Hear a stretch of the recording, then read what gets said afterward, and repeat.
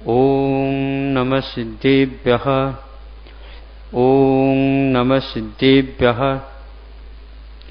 नमः श्रीवर्धमानाय निर्धूतकलिलात्मने सालोकानां त्रिलोकानां यद्विद्यादर्पणायते।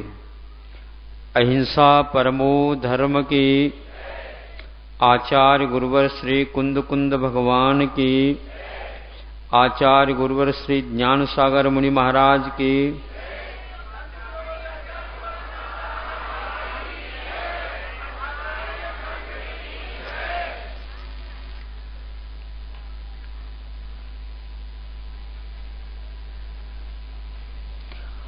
आम की वृक्ष में फूल आ जाते हैं जिसको मोर बोलते हैं। आप लोग क्या बोलते हैं?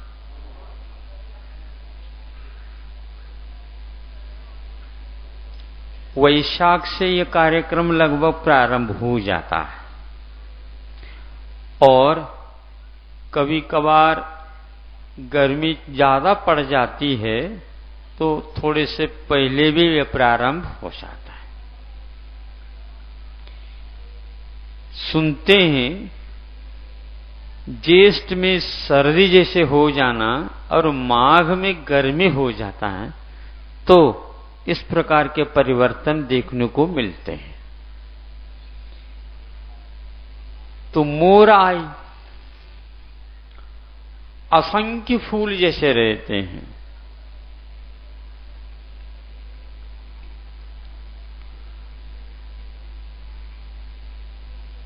ऐसा अनुमान लगाया जा सकता है कि वो सारे के सारे फूल मोर यदि आम बन जाए तो वह पेड़ एक प्रकार से झुक करके धरती मां को नमोस्तु ही करेगा।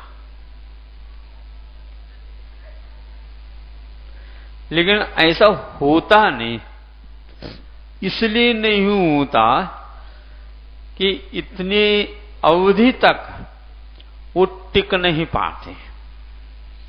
और दूसरी बात यह है कि इतना रस उन सारे आम के लिए प्राप्त हो ही नहीं सकता, वह यूं ही झड़ जाते हैं। जो फूल फल के रूप में परिवर्तित हो जाता है तो कब हो जाता है? एक प्रकार से प्रकृति में ऊष्मा प्राप्त होते रहते, उसके कारण वह धीरे धीरे बढ़ता हुआ फूल आम के रूप में परिवर्तित हो जाता है। उस आम जो कि अचार के बराबर बनाने योग्य रहता है, उसका वर्ण कैसा रहता है? आप लोगों ने देखा है तो बताओ। हरा रहता है। अच्छा, धीरे धीरे वह और बढ़ जाता है तो भी उसका वर्ण कैसा रहता है? हरा ही रहता है। किसान को जाकर के पूछ लेना उस हरे आम को वह कब उतारता है? खाना तो जानते हैं आप, बाकी सब जानते नहीं। जब भले ही ऊपर उसका हरापन बना रहे आवे,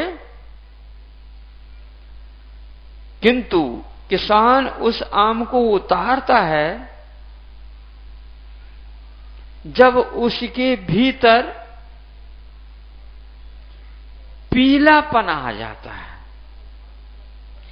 जैसे हल्दी है ना, हल्दी उस ढंग से वह भीतर रेखाएं दिखने लग जाती है, तो उस आम को वह उतारता है। जब भीतर पीलापन आने के उपरांत ज्यादा 15-20 दिन के भीतर वह बाहर भी पीलापन आ जाता है। आप लोग कौन से आम को खरीदते हैं? खट्टे आम को क्या मीठे आम को? खट्टे, जैसे जरूरत पड़े जैसे जरूरत पड़े। किसी को मान लो लू लग गई हो तो वह पकाव की ओर जो आम है और जो खट्टा रहता है उसको उबाल करके या तपा करके तो उसको दिया जाता है। तो उसके कारण भीतर लगी हुई जो लू है बाहर निकल जाती है।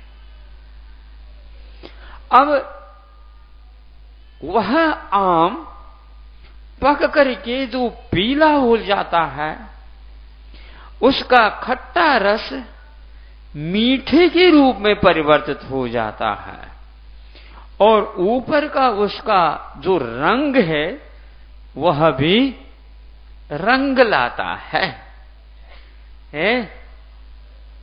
कैसा रंग लाता है? तो वह बिल्कुल पीला हो जाता है या लाल हो जाता है और उस लाल होने के साथ साथ भीतर जो है रस मीठा है क्या नहीं इसको देखने की कोई आवश्यकता नहीं। धीरे धीरे आपकी नासिका तक उसकी सुरभि आ जाती है। तो आप जो दाम बताओ हम देने के लिए तैयार हैं, बस वो दे दो हमें। कौन से? जो सुगंधी दे रहे उसको। अभी सुगंधी कहां से आई और ये रंग लालपन कहां से आया? वो खट्टापन कहां पर चला गया और ये पीलापन कहां से आ गया? उत्पाद वे द्रव्य युक्तम सत द्रव्यस्य लक्षणम। तो वर्तना परिणाम और क्रिया परत्वा परत्विच। बस काल के कारण और उसमें योग्यता का यदि समय आया है उद्घाटित होने का तो उस समय आप लोगों का पैसा बाहर अपने आप ही आ जाता है और वस्तु को खरीदी जाती। आज तक जितनी भी सिद्ध परमेष्टि हुए हैं जिनके नाम लेकर के आप लोग कर्म निर्जरा करते हैं, कर्म जो है कपने लग जाता है तप के नाम लेने से और तप करके जो गए हैं उनके नाम लेने से भी। परमात्म प्रकाश कारणे योगींद्र देव ने परमात्म प्रकाश के मूल मंगलाचरण में जी झाया झान किए ये कम कलंक डहे निच निरंजन नानमवु ते परम पानवे। उन परमात्माओं को हम बार बार नमस्कार करते हैं। ध्यान रूपी अग्नि के द्वारा कर्म रूपी कलंक को वे जला जला करके राख और खाक कर दिया। सुनते हैं कर्म के जितने भी वर्ण हैं वो सारे सारे शुक्ल हैं, किंतु तप रूपी अग्नि के द्वारा वे सारे सारे राख राख भस्म हो जाते हैं और उनका मूल रूप समाप्त हो जाता है।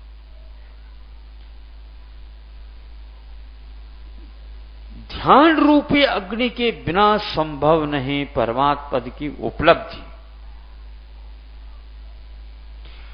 सम्यक दर्शन ज्ञान चारित्राणि मोक्ष मार्ग कहा है। ध्यान रखो रत्न त्रय कभी भी मुक्ति का कारण नहीं हो सकता। ये क्या कर रहे हैं?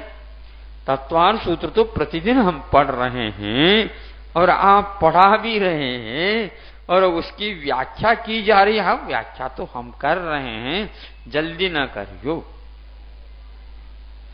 रत्नत्रय जब तक सम्यक दर्शन, सम्यक ज्ञान, सम्यक चारित्र अपनी पहचान पृथक पृथक रखते हैं, मान लीजिए आप इस बात को, बाद में मानने की अपेक्षा से पहले से हो महाराज आप ठीक कह रहे हैं। अभी हमने क्या कहा? हमने ये कहा सम्यक दर्शन अपनी पहचान जब तक रहता है, ज्ञान ज्ञान के रूप में जब तक रहता है और चारित्र चारित्र नाम पाता है, तब तक हमें कर्म की निर्जरा तो हो सकती है, लेकिन मुक्ति स्वप्न में नहीं होगी। तो फिर मोक्ष मार्ग क्यों कहा? तो मार्ग अलग है और मंजिल अलग है। मार्ग अलग है और मंजिल अलग है। आप सुन रहे हैं? ज्यादा ठंडक तो नहीं हुई? आज तप की बात है, जरूरत से ज्यादा ठंडक होगा ही।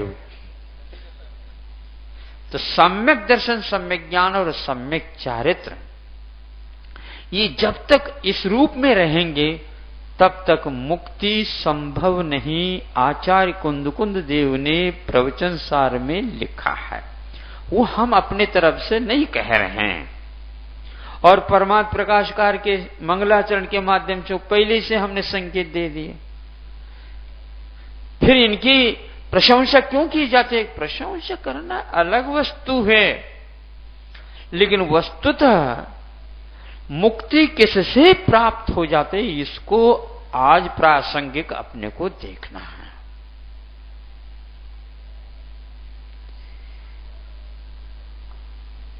तपस्रुते साधो कार्यम, कल से पंक्ति कही गई थी, इसमें क्या लिखा, क्या कहा? साधु का कार्य, साधु की साधना तप और श्रुत है। रत्नत्रय ने कहा। ऐसे क्यों कहा? गर्वित हो जाता है, लेकिन जब तक सम्यक दर्शन, सम्यक ज्ञान, सम्यक चारित्र अपनी अलग अलग पहचान रखते हैं, तब तक वो निर्जरा के काम में तो आ सकते हैं, संवर के कार्य में तो आ सकते हैं, लेकिन मुक्ति के कार्य में नहीं आ सकते। अब मुक्ति क्या चीज है महाराज? मार्ग जब प्राप्त हो गया और मंजिल तक कनेक्टेड रहता, सुनते हैं। अब सीढ़ी लगा दो, नशेनी लगा दो, तो वह छत तक पहुंचाएगी क्या? नहीं पहुंचाएगी।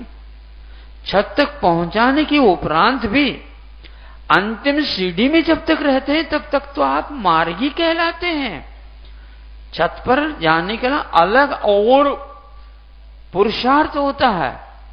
अंतिम सीढ़ी का अर्थ मंजिल नहीं, मंजिल के लिए द्वार अलग होता है और द्वार में से प्रवेश और करना पड़ता है, किंतु मंजिल तक, द्वार तक पहुंचने के लिए सीढ़ियों के एक सीढ़ी पार करनी पड़ती, ये बात अलग है। सीढ़ियां कभी मंजिल के भीतर नहीं रहा करते, वो बाहर रहते हैं। और मंजिल में जाने के लिए दरवाजा में जाना पड़ता है। उस समय सीढ़ियां सब गायब हो जाते हैं। फिर क्या, कौन से आते हैं? देहरी आ जाती, देहरी बोलते हैं आप लोग? हाँ, वो सीढ़ी नहीं होती, वो सीढ़ी नहीं होती। उसको पार करने के उपरांत ही, लांघने के उपरांत ही भीतर प्रवेश मिलता है। इसी प्रकार आपको भी समझना है, सम्यक दर्शन, सम्यक ज्ञान, सम्यक चारित्र, ये सीढ़ियां हैं। मोक्ष महल की प्रथम सीढ़ी, या बिन ज्ञान चरिता, ये ऐसा ही है ना। तो अब देखो, सम्यक दर्शन के बिना ज्ञान और चारित्र कुछ अपना काम नहीं कर सकते। लेकिन फिर भी ये तीन सीढ़ियां हैं। सीढ़ी पर जोखिम रहती और देहरी तक पहुंचने के उपरांत फिर निश्चिंत हो जाता है। वह अंतिम सीढ़ी नहीं, वह देहरी भूली जाती है।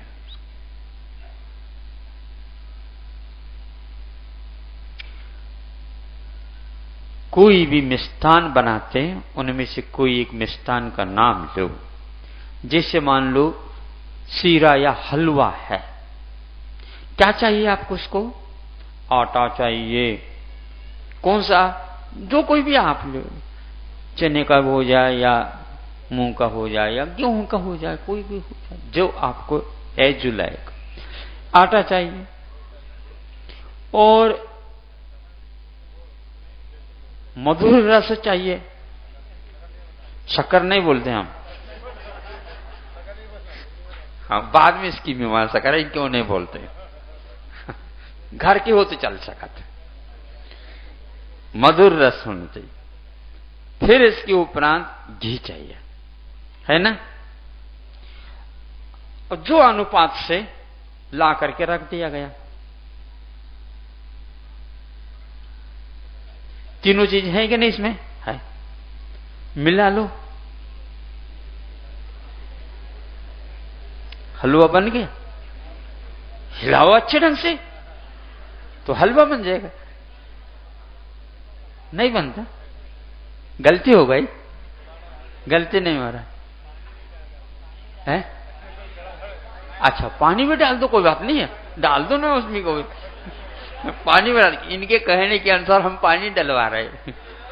ऐसे पानी डाल दो, घी भी डाल दो, पानी भी डाल दो, तो और मधुर रस है, फिर इसके और आटा भी है, और हिला दो, हलवा आ जाए। नहीं आएगा? कौन सी बात की कमी पड़ गई? आपने कहा था 3 के द्वारा हलवा बनता है। हाँ, धीरे धीरे आप समझते हैं। और जब उन तीनों को विधिवत मिला करके अग्नि देवता को ला करके रखते हैं, तो फिर वह नीचे से अग्नि लगा दो और ऊपर से वह नाचने लग जाता है। फिर आप उन तीनों को ढूंढ लो उंगली से। घी को देख लो, नहीं। आटे को देख लो, नहीं। मधुर रस को देख लो, नहीं। तो पानी को देख लो, नहीं। तो तीनों कहां गायब हो गए? तीनों अभिन्न अखिन्न शुद्ध उपयोग की निश्चल दशा। यही है ना? दृग ज्ञान वृत्त ये तीन ये ऐसा कुछ तो। अब देखो, तीनों अभिन्न अखिन्न शुद्ध उपयोग की निश्चल दशा। ये पंक्ति बहुत दिन के बाद में आ गई याद, प्रसंग में आ तो गई। तीनों अभिन्न अखिन्न शुद्ध उपयोग की निश्चल दशा, सम्यक दर्शन, सम्यक ज्ञान और सम्यक चारित्र एक मेक। वो कहते हैं वह सम्यक दर्शन बहुत बड़ा है, उसके बिना कच्छु नहीं होता। ठीक है, रख लो, तीन मिलाना पड़ेगा आपको। तीनों का अपना महत्व है, लेकिन तीनों जब तक अपने अपने में रहेंगे पहचान को लेकर के, सुगंधी उसमें से नहीं फूटेगी। मात्रा बिल्कुल ठीक है, लेकिन अग्नि देवता का जब तक योग नहीं मिलेगा तब तक उसमें से पक करके और आपकी क्षुधा को वह दूर नहीं कर सकता। पुष्ट करेंगे, संतुष्ट करेंगे। और आटा फूंक लो, फांकी ले लो, एक तरफ से आटे की फांकी और एक तरफ से मधुर रस की फांकी है, और बीच बीच में एक एक चम्मच थोड़े थोड़े घी ले लो, चाट लो, हो गया। भीतर जाकर के अग्नि बन जाएगा? भीतर जाकर के बन जा नहीं बन सकता। यह स्वाद रसास्वादन आपको नहीं आएगा। बरसों हो गए धर सम्यक दर्शन की चर्चा करते करते करते, सम्यक ज्ञान की चर्चा करते करते करते, और वह मोक्ष महल की चर्चा करते करते, सीढ़ियों के ऊपर धूप खा रहे हैं चर्चा करते करते। सीढ़ियों के ऊपर इतनी देर क्यों रह जाते हैं समझ में नहीं आ। धीरे धीरे चक्कर आकर ये गिरने की संभावना भी हो जाती है। रत्नत्रय को रखते हुए भी यदि मान लो तप में कमी रह जाती है तो उपशांत मोह, वहां से धड़ाम से नीचे आओ और स्वर्ग चले जाओ। शुद्ध उपयोग की निश्चल दशा वहां पर नहीं आ पाती। संवर निर्जरा भले प्राप्त हो जाए, लेकिन शुद्धोपयोग की दशा जो चाहिए उसके लिए तीनों अभिन्न कहा। और आजकल तीनों अभिन्न कहने से सम्यक दर्शन है और उसके बाद सम्यक ज्ञान तो है ही, और सम्यक दर्शन है सम्यक ज्ञान है तो चारित्र मोहिनी की प्रकृति को कुछ तो अभाव हो गया है, उसके द्वारा चारित्र आ गया, और तीनों मिला करके वो गटपट करके वो हलवा बनाना चाह रहे हैं अपने आप। संभव ही नहीं। जो सम्यक त्वाचरण चारित्र को घात करने वाला अनंतानुबंध के अभाव में चारित्र का आविर्मान नहीं हो सकता, और हो भी जाए इन तीनों को एक बनाने का श्रेय न सम्यक दर्शन को है, न सम्यक ज्ञान को है, न सम्यक चारित्र को है। फिर ये कौन बनाता? जैसे आटा मधुर रस और घी को एक में एक बनाने वाला तो अग्नि है। अग्नि का ताव थोड़ा सा लग गया तो अपने आप ही ये घुल मिल करके एक में हो जाएंगे। फिर कितने भी आप उसमें जांच कर लो, वह तीनों पृथक पृथक रूप से नहीं, तीनों अभिन्न। आत्मा अनुष्ठान निष्ठ, आत्मा का अनुष्ठान में निष्ठा रखने वाला व्यक्ति यह अपने आप में ध्यान का रूप धारण कर लेता। सम्यक चारित्र में कथनचित ध्यान है भी और नहीं भी है। जब चारित्र परिपक्व दशा को प्राप्त करता है तब वह चारित्र ही एक प्रकार से तप की आराधना में उतर जाता है। आराधना 4 है, रत्नत्रय 3 है। इन तीनों को आराधना संज्ञा यदि मिलती है तो तप के माध्यम से ही मिलती है। और जितने भी आप कर लो, तप की आराधना यदि नहीं अपनाते हैं तो सम्यक दर्शन, सम्यक ज्ञान, सम्यक चारित्र, मोक्ष मार्ग भले ही रहे आवे, रत्नत्रय भले ही रहे, किंतु इनको आराधना ये संख्या नहीं मिल सकती। और आराधना के बिना कभी भी मुक्ति संभव नहीं है। तो अन्न जो पक करके फूल करके जो आता है वह अग्नि देवता की कृपा जैसे हैं, उसी प्रकार कर्म सारे पक जाते हैं और जल जाते हैं। और रत्नत्रय एक प्रकार से आराधना का रूप धारण कर लेता है। तप की महिमा यह है। जो ये संक्लेश हो जाता है और ये तप जो है व्यवहार है, ऐसे कहने वालों के लिए जितने भी कुंद कुंद की कृतियां हैं उनमें इसी की जो अनन्य शुद्धोपयोग की दशा की ही प्ररूपणा की गई है और उसको बार बार नमस्कार किया गया है। और शुद्धोपयोग के सामने शुभोपयोग को क्या कहा? ये ही है, ऐसा कहा है। इससे कुछ होने वाला नहीं है। रत्नत्रय भले ही रहा आवे, किंतु वह किसी काम का नहीं। किसी काम का नहीं मतलब निर्जरा तो करा देगा, संवर करा देगा, लेकिन वह पका नहीं सकेगा। 2-3 महीने तक पेड़ पर आम फूलता है, फलता है, होता होता होता होता जब वह वैशाख की गर्मी को प्राप्त कर लेता है, फागुन को पार करेगा, तब फागुन को पार करता है तो चने की गर्मी भी आप लोगों के लिए हानिकारक हो जाते हैं, लेकिन अभी वह आम पक नहीं सकता। किंतु वैशाख के वे आ जाता, अक्षय तृतीया पार कर जाता है, तब जो है वह सुगंधी देने वाले आम आ जाते हैं। तब सूर्य को देखा नहीं जा सकता। सुबह का सूर्य भी ऐसा लगता अब सनसेट और सनराइज तो है ही नहीं, गायब हो गए। उन दिनों में तो आफ्टरनून जैसे ही लगता।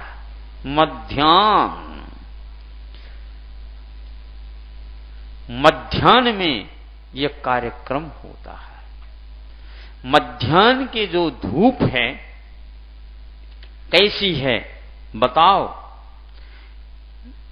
जब सूर्य का उदय होता है, पूर्व से होता तो पश्चिम की ओर आपकी छाया कितने बहुत दूर तक पहुंच जाती है, और जब वह पश्चिम की ओर डूबने को होता है उस समय पूर्व की ओर आपकी फूर दूर तक जो है छाया चली जाती है। दोनों संध्या काल में आपकी हाइट या आपकी लंबाई काफी अच्छी हो जाती है। हाँ, है ना? हाँ बिल्कुल।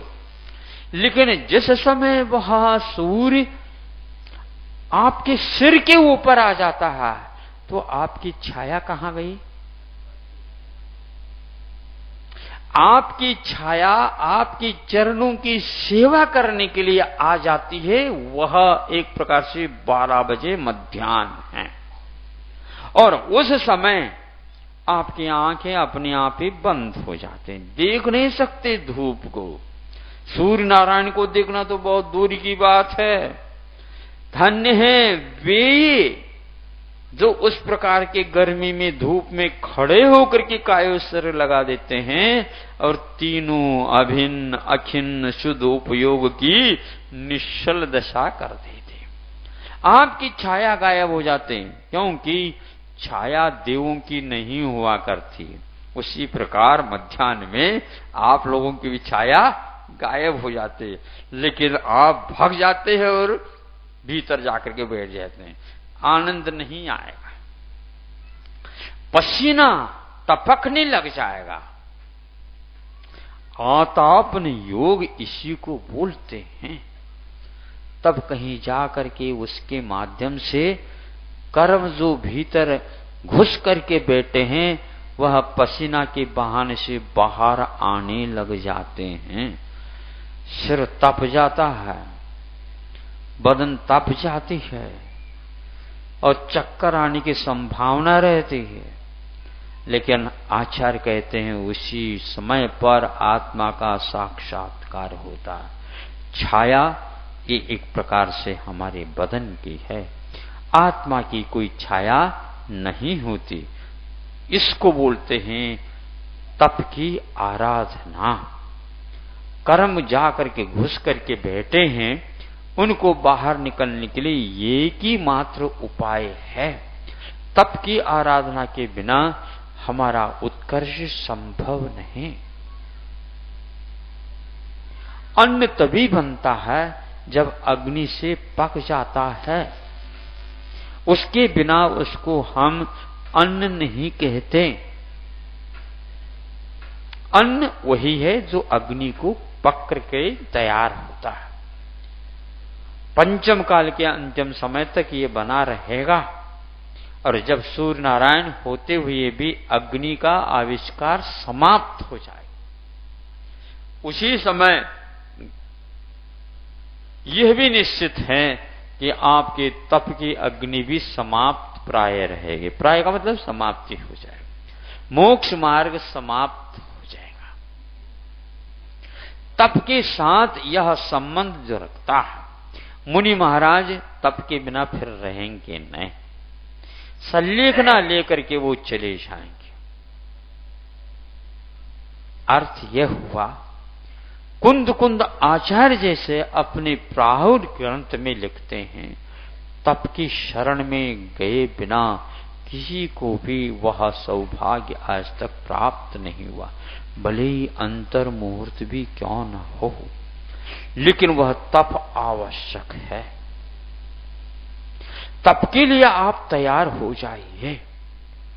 आम को पकाना पड़ता है, जो हरा उतार दिया जाता है, किसान इसलिए उतारता, नहीं तो बंदर उतार लेकर के भाग जाएंगे।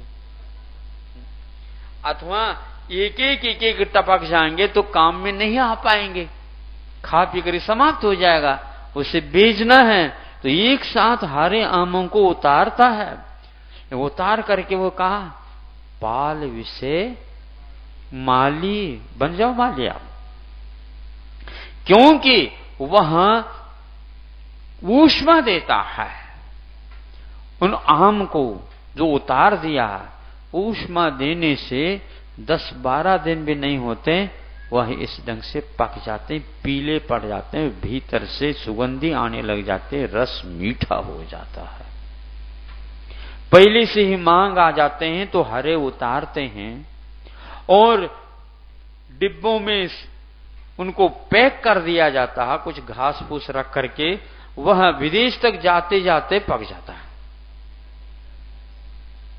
पका हुआ आम नहीं भेजा जाता, क्यों? पक करके बीच में ही सड़ जाएगा, इसलिए वो बहुत होशियार रहते, पहले से इस ढंग से बेच दिया जाता। आप लोगों को भी रत्नत्रय को पकाना है तो ध्यान रूपी अग्नि, ध्यान किसमें होता? तप के माध्यम से ही ध्यान होता। बाह्याभ्यंतर 2 प्रकार के तप होते हैं। तत्वार सूत्र के 9वें अध्याय में इसका वर्णन आता है। तो बाह्य तप 6 और अभ्यंतर तप 6। तो बाह्य तप जो है एक प्रकार से शरीर को क्लेश पहुंचाने वाले होते हैं, और भीतरी तप के लिए वो उन्नत करने के लिए कारणभूत हो जाते हैं। ये 12 तप हैं। इन 12 तपों में उपसंहार कहां पर होता है? ध्यान में होता है। अब ध्यान क्या है? ये तप का उपसंहार माना जाता है। चारित्र संज्ञा बहुत पीछे रह जाती है, और इन्हीं तप के माध्यम से शुक्ल ध्यान क्या है?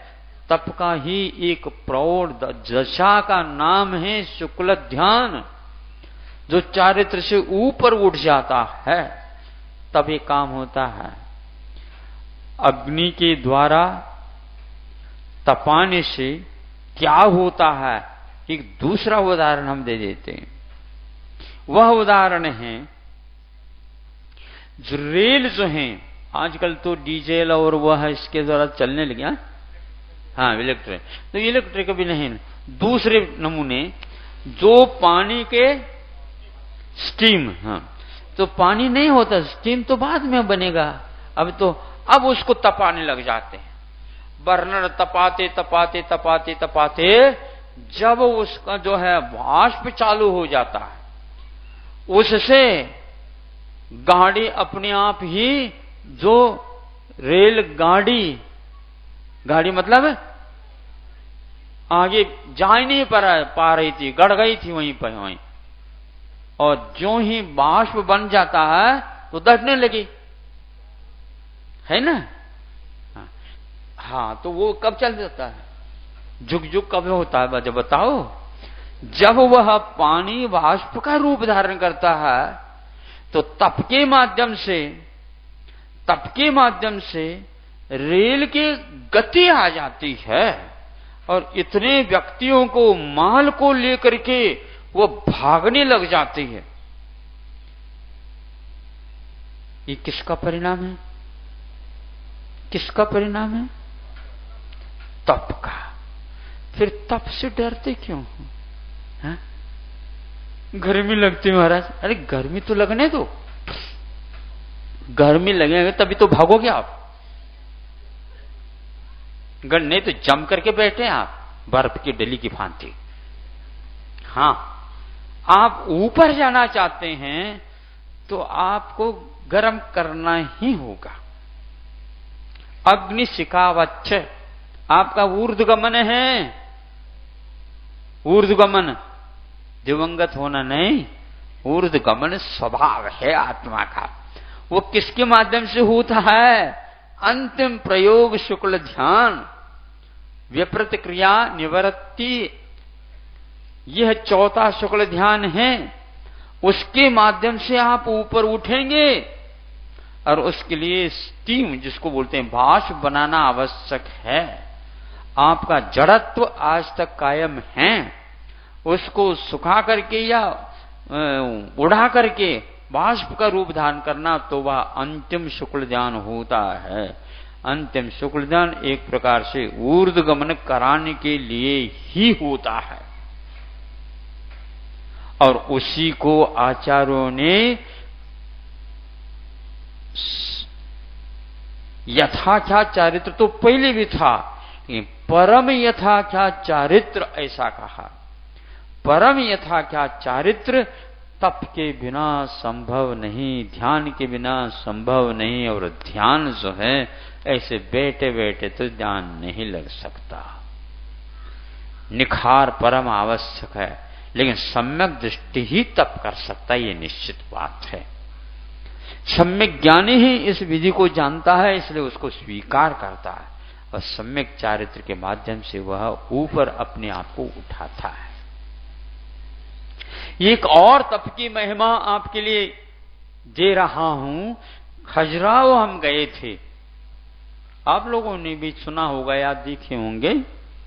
और चूंकि खजुराहो में विदेशी लोगों का आना जाना बहुत होता है, और खजुराहो के पास से आधा 1 किलोमीटर या 1 किलोमीटर पर विमान का एरोड्रम है, तो वहां स्टेशन है, उतरते रहते हैं। योग से हम खजुराहो जा रहे थे उसी रास्ते से ही, और विमान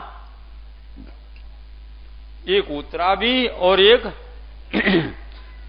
चढ़ता हुआ उठता हुआ भी। सुना तो था पहले से,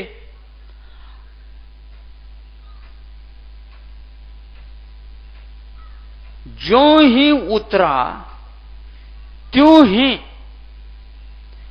उसके तीनों पहिया जो हैं उसके पेट में से बाहर आकर के वो खड़ा हो जाता।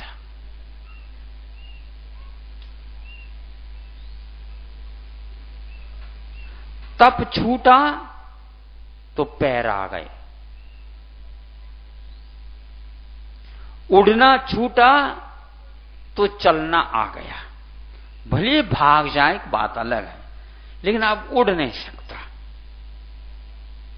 इतना बड़ा एक एक प्लेन में, विमान में 500 व्यक्ति भी बैठ सकते हैं, ऐसे सुनते हैं।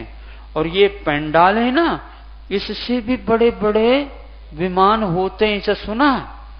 आप लोगों ने सुना है क्या? है इससे भी बड़े बड़े होते हैं, बता। वो खजुराहो में जो उतरा था वो इतने बड़े नहीं थे, लेकिन थे तो अच्छे। अब तीनों पैर बाहर आ गए। ये तीनों पैर क्या है? ये चलने के लिए हैं या भागने के लिए हैं? जो भागता है, चलता है, दौड़ता है, उसको गाड़ी बोलते हैं। जो रास्ते पर गाड़ी भागता फिरता, लेकिन प्लेन तो नहीं कर सकेंगे। ये नीचे उतरते के समय दृश्य को देख लिए, समझ में बात आ गई हमें। फिर बाद में एक बार उसको उड़ते हुए, अब कैसे करें? वो पट्टी पर खड़े एकदम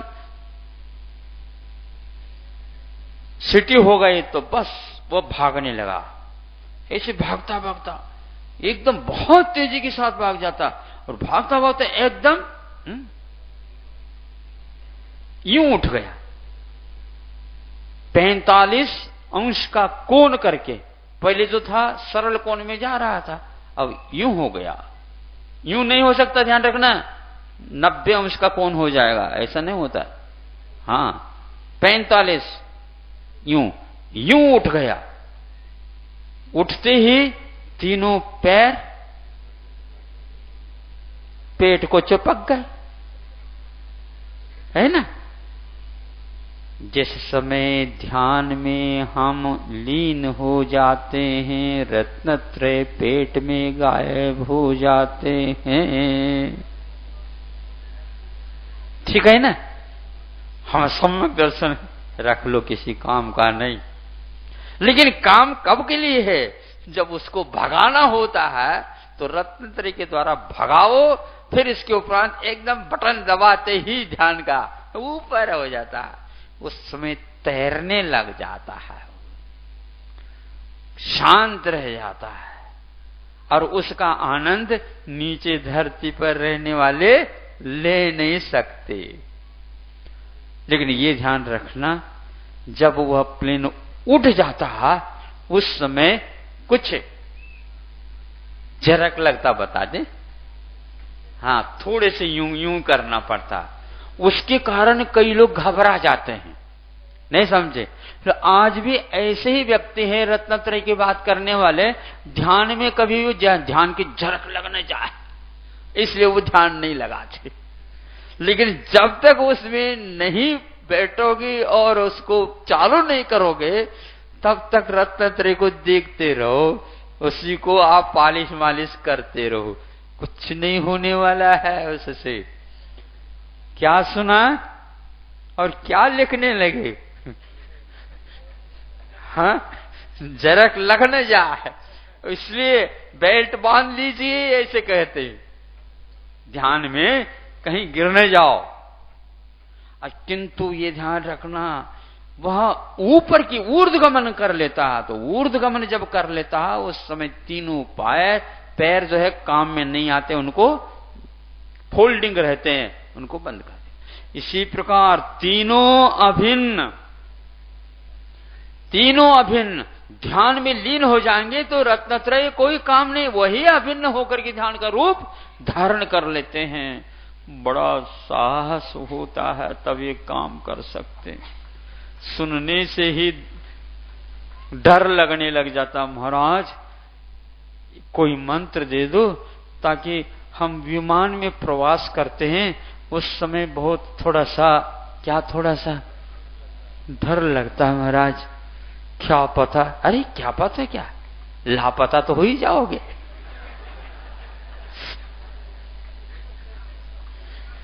लापता होने के लिए जो तैयार है वह उसमें बैठे, नहीं तो अपने पता को लेकर के नीचे ही बैठे, ये निश्चित बात है, साहस करने की बात है। अधर में उड़ना और उसका आनंद लेने वाला वही व्यक्ति ले सकता है साहस करके, बाकी तो नीचे बैठे बैठे प्रशंसा करो। केवल सम्यक दर्शन को लेकर के कई लोग अपनी अपनी चर्चा करते रहते हैं, हमें समझ में नहीं आता, ध्यान में उतरोगे तब माना। और ध्यान ऐसा नहीं लगता, ये ध्यान रखना, सम्यक दर्शन अकेले को लेकर के तीनों अभिन्न कहो, क्या अभिन्न, ऐसा हो ही नहीं सकता।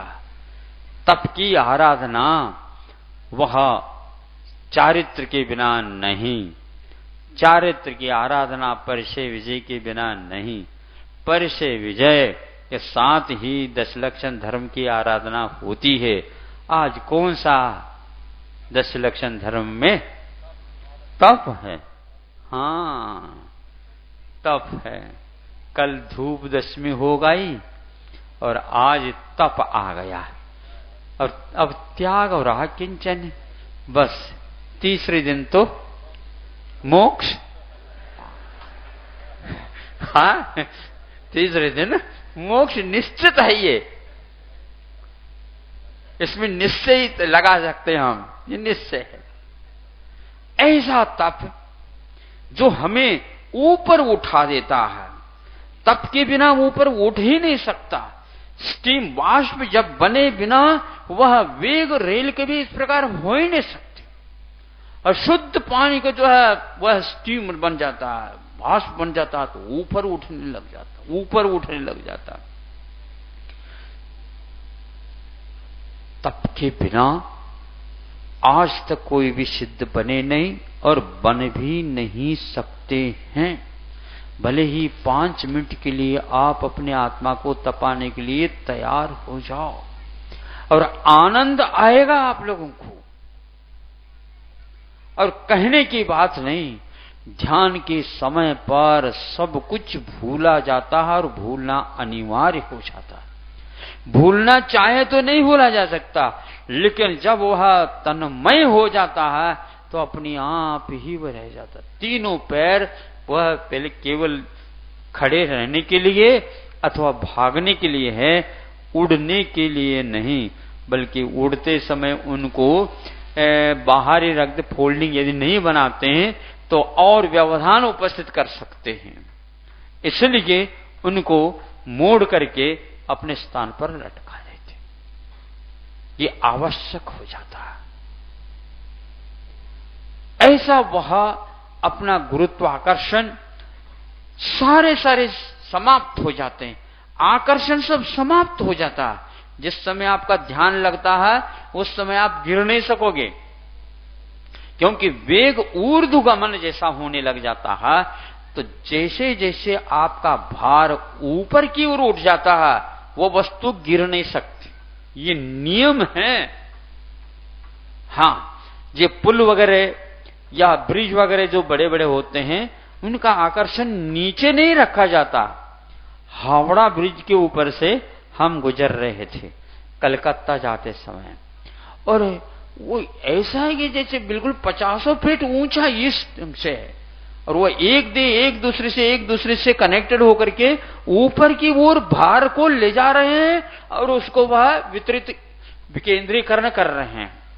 केंद्रीय नहीं, एक दूसरे से कनेक्टेड करते हुए। और कई विद्वानों ने इसके बारे में अध्ययन किया, बताते हैं उसका वह आज तक रहस्य कुछ लोगों को तो खुल गया होगा, लेकिन बहुत ही रहस्यपूर्ण रहा है। और नीचे विदाउट पिल्लर, खड़ा होना ही नहीं अपने को, और किसी को खड़े होने नहीं देना, वह अधर में हो जाए बिना पिल्लर। बहुत पिल्लर लगाने चाहिए तो बहुत सारे पिल्लर लगाने पड़ेंगे, लेकिन बिना पिल्लर के वो नीचे से जहाज चला जाता, आना जाता चालू है, वो नीचे पानी में से चलता, ऊपर से एकमात्र यूं रखा, लेकिन पूरे वेट को वो ऊपर की ओर ऊर्ध्वगमन कराया है।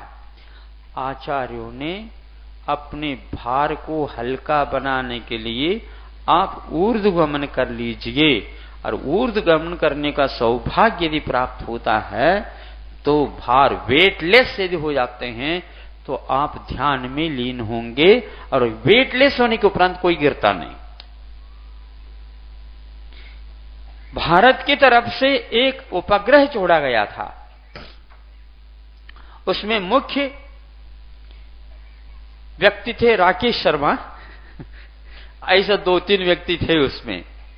और जब वो ऊपर चला गया, अपनी कक्ष से ऊपर बाहर चला गया, फिर इसके उपरांत क्या हुआ उन्होंने अपने गतिविधियों के बारे में उल्लेख किया था। वहां पर जाने के उपरांत एक ऐसी स्थिति आ जाती है, वेटलेस हो गए थे वो। वेटलेस हो जाए तो टीबी हो जाएंगे या समाप्त होना चाहिए, नहीं, 1-2 दिन में ऐसे थोड़ी हो सकता है। वेटलेस का अर्थ यह है कोई भी पदार्थ वो फेंकना जाए तो वो फेंकता नहीं, वो वहीं का वहीं रुक जाता। रखने के लिए कोई स्टैंड चाहिए, टेबल चाहिए, कुर्सी चाहिए, नहीं, वो रख दो तो वहीं का वहीं वहां पदार्थ वह रह जाएगा, नीचे गिर नहीं सकता। और 2 तर्जनियों के ऊपर राकेश शर्मा को लेटा करके दोनों व्यक्ति दिखा रहे हैं, ये ऐसे जैसे कागज के हो, यूं दिखा रहे हैं। 50-60 किलो या 70 किलो के मान लो राकेश शर्मा की जो वेट है, तो तर्जनी के ऊपर कैसे खड़े रह सकते? जीवन कैसा चल रहा, खा रहे हो क्या, पी रहे हो क्या? नहीं, जरूरत से ज्यादा कहते हैं वो और कुछ है ही नहीं, काम खा रहे हैं, हाँ, जरूरत से ज्यादा। यहां से फोन लगाते होंगे और उत्तर मिलता होगा, ये हो गया। तो उसको देख करके हमें लगा कि हम भार को बढ़ाए नहीं। क्या सुन रहे हो? ऊपर आ गए संगीत, सुन लू।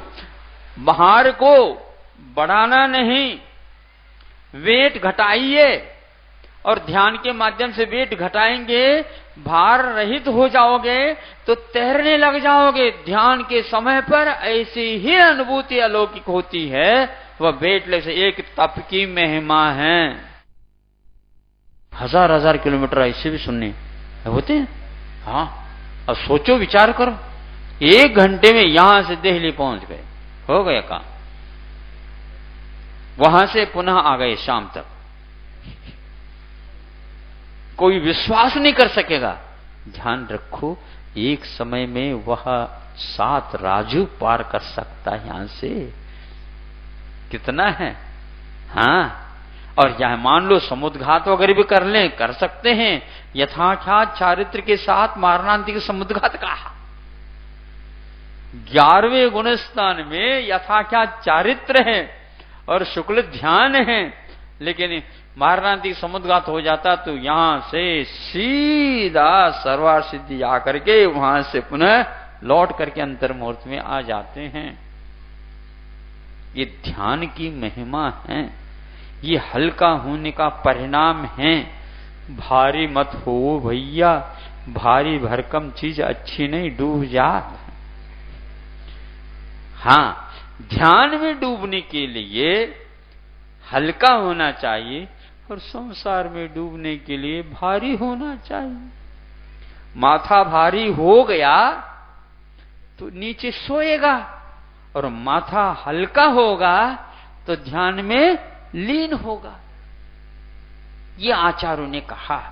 सामयिक के समय पर रत्नगण श्रावकाचार्य में ये लिखा गया है, उपवासे चैक भुक्ते वा सामयिकम परिचेतप्तम, ऐसा कुछ है। सामयिक करना चाहिए उपवास के दिन अथवा एकासन करके, अष्टमी के दिन अथवा कभी भी, दोनों प्रकार के भुक्ति का त्याग करके हल्का हो जाता है। फास्ट डे आपका ऑपरेशन जो होता है जब कभी भी करते हैं, तो डॉक्टर लोगों का भी कहना है कि भैया उपवास आवश्यक है। क्यों?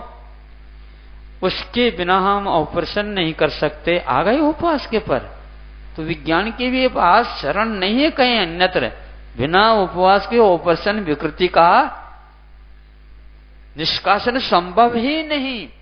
उस दिन आपके पेट के यंत्र सारे शांत रहते हैं, उनको ऑपरेशन करने में सुविधा हो जाते, और आप ध्यान लगाने के लिए आपको सुविधा है। बिल्कुल खाली हो जाए, शांत हो जाता है। कुछ लोग कहते हैं महाराज जिस दिन उपवास करते हैं उस दिन निद्रा बहुत आती है। एक आध की बात अलग है, लेकिन प्राय करके निद्रा नहीं आती तो बहुत अच्छी बात है। सोने के लिए थोड़ी है। ध्यान जिस समय करते हैं उस दिन खाली रहेंगे, निद्रा नहीं आएगी, तो 24 घंटा ध्यान करने में सुविधा होगी। और सारे वात पित्त कफ भी समशीतोष्ण समानता का अनुभव करने लग जाते हैं और मन लग जाता है। उपवास में पास रहने का सौभाग्य उसी व्यक्ति को प्राप्त होता है। और ये ध्यान रखना, जो कोई भी दोष लगते हैं उनके लिए तप के माध्यम से ही संशोधीकरण होता है। प्रायश्चित दो महाराज, प्रायश्चित काय के लिए व्रत में दोष लगा तो प्रायश्चित तप के द्वारा ही उसका संशोधन होता है, उसके बिना नहीं। इस प्रकार इस तप की महिमा हम क्या कहें, ये तो तप धारण करने के उपरांत ही उसका महत्व समझ में आ सकता है। इस प्रकार की इसकी महिमा और इसकी कृपा है कि आज तक कोई 8 वर्ष अंतर मुहूर्त वाला लड़का भी हो तो भी उसके लिए यह वरदान सिद्ध हो जाता है, और अनंतकालीन वह संसार की श्रृंखला टूट जाती है, गल जाती है, समाप्त हो जाती है, और वह अंतर मुहूर्त में सिद्धत्व को प्राप्त कर सकता है।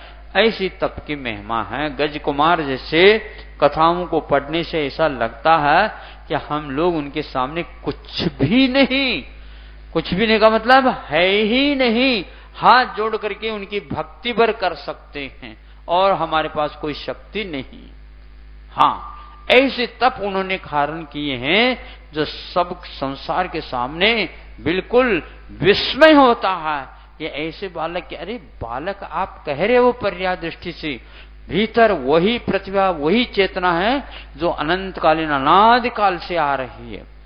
केवल पर्याय को देख करके आपका अनुमान लगता है ये क्या कर सकेगा, नहीं।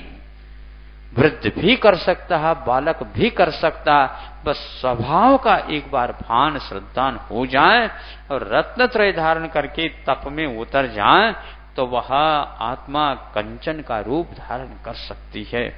इतना ही कह करके आज का यह जो कि मंगलाचरण में कहा था, जो परमात्म पद को मैं नमस्कार करता हूं, जिन्होंने ध्यान रूपी अग्नि की कृपा से इस प्रकार की बड़ी उपलब्धि प्राप्त कर ली है, हमें भी उसी प्रकार ध्यान में लीन होना है। ज्ञान, सम्यक दर्शन, सम्यक ज्ञान, सम्यक चारित्र, तप की आराधना की कृपा पाते हैं तो वे साक्षात मुक्ति के लिए साक्षात्कार कर सकते हैं।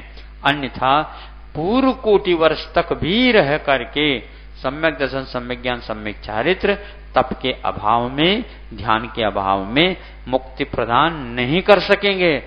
और देख लेंगे समय आ जाए तो हो जाए, नहीं होगी। रत्नत्रय जब आराधना के रूप में ढलेंगे तप की कृपा से, तब वह अंतर मुहूर्त में जा सकते हैं। अंतर मुहूर्त में काम होना है, लेकिन अब मुहूर्त की कोई आवश्यकता नहीं है।